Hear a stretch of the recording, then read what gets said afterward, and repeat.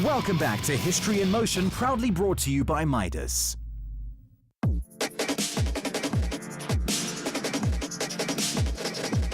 Since its introduction in April 1964, the Mustang has been the best-selling sports car in America.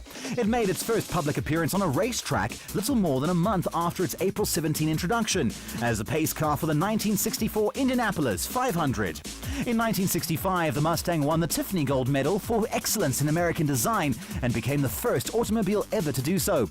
And for the Bond fans out there, a 1971 Mustang Mach 1 was featured in the James Bond film Diamonds Are Forever.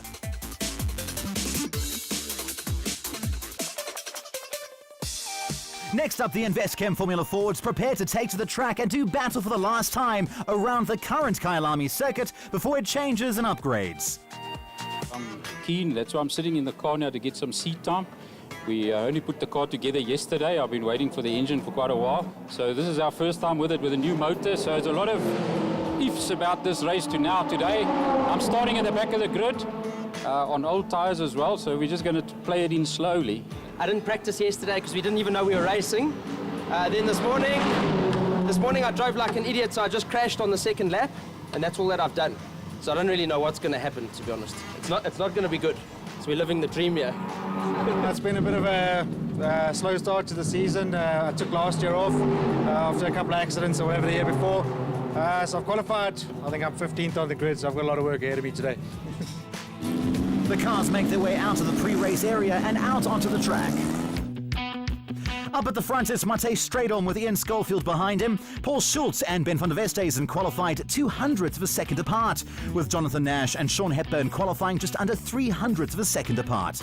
This should make for some close racing. The grid is set, the lights go out, and they're off.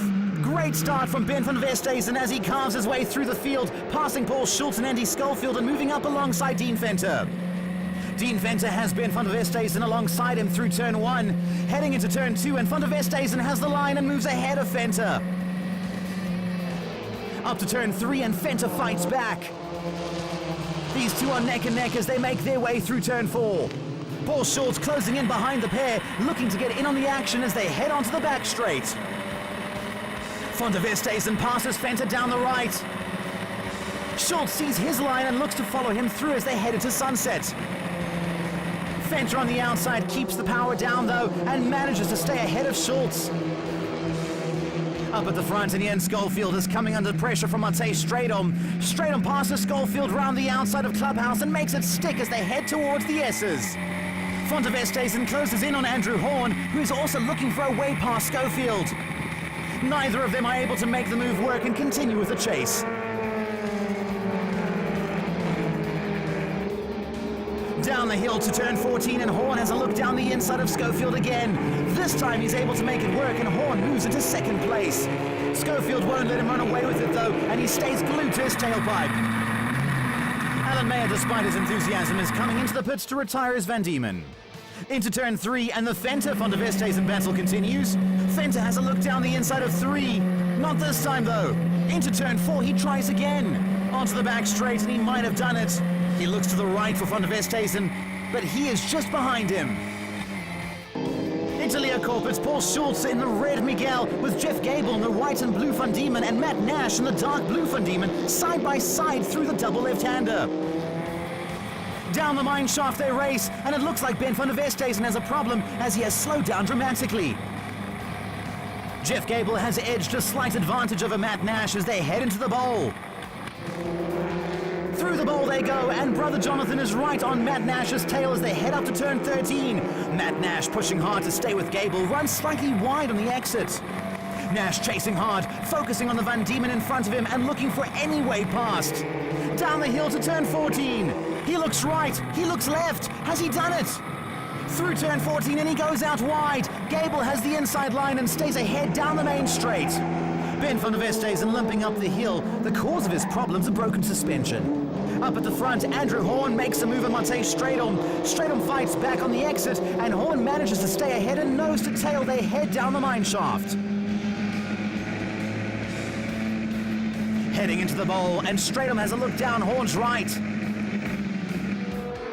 Side by side they make their way through the bend, but Horn manages to stay ahead. Now this This has allowed Ian Schofield to get right onto the back of Matej Stradom again, and he will start applying the pressure. Down the hill, the top four come. Schofield pushing hard, looking for a way past Stradom.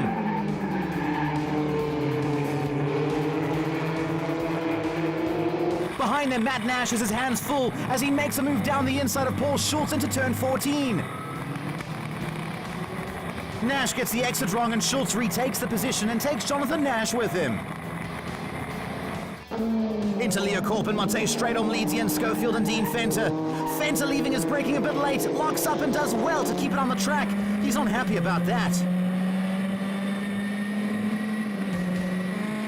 Down the back straight, and Andy Schofield pulls up alongside Paul Schultz and has the pair head into Sunset side by side. Schofield has the drive and moves ahead.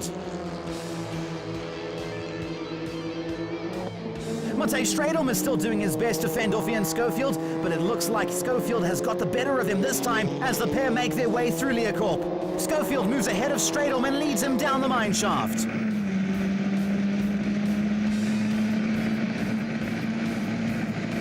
Dean Fenter was having a fantastic race, but has run into problems and is forced into the pits. Coming through Sunset, Paul Schultz is having a great run in his red Miguel as he passes Matt Nash and goes after Andy Schofield. It looks like Matt Nash is having some gearbox problems here. His gear lever has broken off, and this will no doubt spell retirement for the Van Diemen. Making the climb up to Leo Korp, and Andy Schofield has closed in on Jonathan Nash. Schofield takes the inside line and Nash gets a bit crossed up, but comes back to take the inside line on the exit. Side by side they start their descent, but Schofield has managed to make the move stick and he moves ahead of Nash as they accelerate down the mine shaft. Nash tries to fight back but doesn't quite have the legs on Schofield.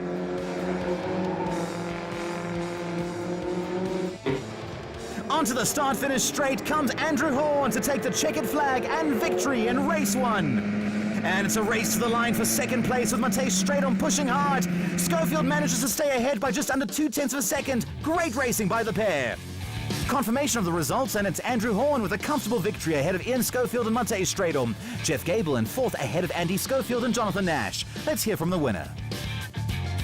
We had a good start and it was quite exciting for the first couple of laps, and then got past Matej and Ian and Matej got stuck into each other, and that was that pretty much for me. I've got to say a big thanks to Mike Budd for all his hard work. I think the poor guy was sitting there on Christmas Day building my engine, and he's done a fantastic job. Yeah, can't complain about my car at all. I started from pole position, and unfortunately Ian and Andrew was just a little bit faster than me at that stage of the race, and they came past. But a lot of wheel-to-wheel and side-by-side action, and it was great racing. Yeah, it was good. It was hard work. First of all, I had a fight with Andrew, and then had a good fight with Matej. It was good, clean, hard racing. But yeah, thoroughly enjoyed it. Great fun. I'm sure there'll be more great fun in race two as the lights go out and the racing gets underway. Great start from Andrew Horn and Ian Schofield. On board now with Ben van der Westhuizen, who had to start at the back of the grid after his race one retirement, and he will be hoping to work his way up the field. He passes Johnny Lamola, as does Matt Nash, who will also be hoping to work his way forward. Through turn 3 and up to turn 4, and Andy Schofield has found a way past Jeff Gable, and he will be hoping to close in on Matej Stradom. Ben van der Westhuizen keeping the power down as he makes his way down the back straight. Into Sunset, and Andrew Horn is already coming under pressure from Ian Schofield. Jeff Gable, meanwhile, is trying to get back onto terms with Andy Schofield. Paul Schultz leads the battle between Jonathan Nash, Dalen Holton and Matt Nash through the bowl. Holton and Matt Nash side by side as they climb up the hill to turn 13. Nash edging a slight advantage over Holton as they head into turn 13 and down the hill to the final corner. On board with Matt Nash, who is pushing hard into turn 2, trying to catch Schultz and his brother. He goes over the curb and onto the grass, which sends him spinning back across the track and into the kitty litter. He has managed to keep the car going, and it looks like Dalen Holton, who is behind him, also has had to take some evasive action to avoid any contact. And looking at the incident from Holton's perspective, and you just see Nash get tipped round and go spinning across the track, and Holton is left with no other option than to go farming. Looking at the slow-mo now, we see Nash go over the curb and onto the grass, kicking up a lot of dirt, which sends his car spinning around and back across the track. Matej Stradom has been pushing hard, and coming into Leocorp, he is able to take the inside line on Ian Schofield and moves ahead into second place. Ben van der Westhuizen on his recovery drive runs wide coming out of the bowl and goes farming. Donnie Lamola makes her way past as van der Westhuizen recovers back onto the track. Dalen Holton leads James Reeves and Matt Nash down the hill to turn 14. Nash, on a mission after his earlier error, powers past Reeves, taking the inside line as they head into the final corner. Reeves tries to hang on to Nash, eager not to let him get away. Dalen Holton has his mirrors full of Mad Nash's Van Diemen as they crest at the top of Leocorp. Through the first left-hander they go, and Holton holds the line. Nash is forced to follow behind. In the bowl, Donnie Lamola does a pirouette. In turn 4, it's Steve Fenter's turn. And James Reeves runs wide at turn 13. Steve Fenter, Julian van der Waart and Alan Meyer make their way through the S's. Heading up to Leocorp, and van der Waart passes Steve Fenter's Miguel.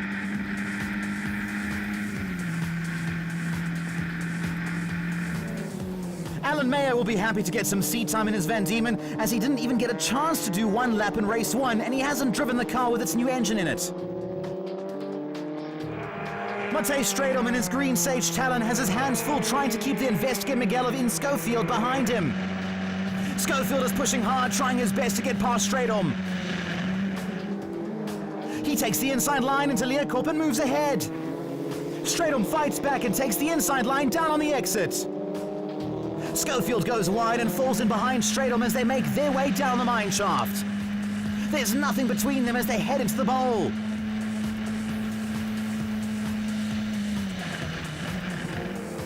Side by side they come. Stradom on the inside manages to stay ahead of Schofield as they climb up the hill. Schofield is pushing hard, and as they barrel down the hill to turn 14, he must be wondering what he has to do to get past the Talon.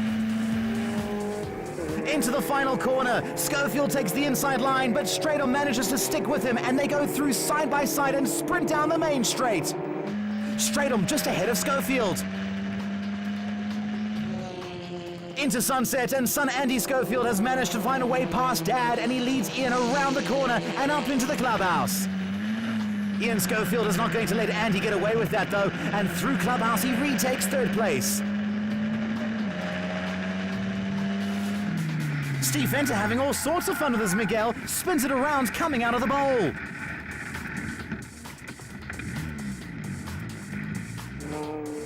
Back into gear, and he will be off again after Alan Meyer has gone past. After losing third position back to his dad, Andy Schofield now has Jeff Gable hot on his heels. Andrew Horn, meanwhile, makes his way through turn 13 and down the hill to the final corner on his way to a double victory for the day. The checkered flag is waiting for him, and he will be very chuffed with that result. Second place goes to Matej Stradom, and big celebrations from him. I think he's relieved that the race is over and he doesn't have the Miguel of Schofield to worry about anymore. Ian Schofield managed to stay ahead of Andy Schofield by 0.8 of a second. Andy Schofield in turn just managed to bring it home ahead of Jeff Gable by just over 0.1 of a second. A great day's racing from the Formula Fords. I told Ian that I'm going to get him in the second race, and yeah, it seems like it worked. So yeah, it was a very, very nice race. My car didn't overheat or anything. I'm quite happy with the performance of the car. It seems a lot of things that was going wrong has been sorted now, and yeah, I enjoyed it. It was very, very good. A little bit hectic at the start. I got tapped from behind. A lap later, the exhaust broke off, so my little 1600 Kent sounded like 7 liters of Ford racing power. It was enormously loud in the car.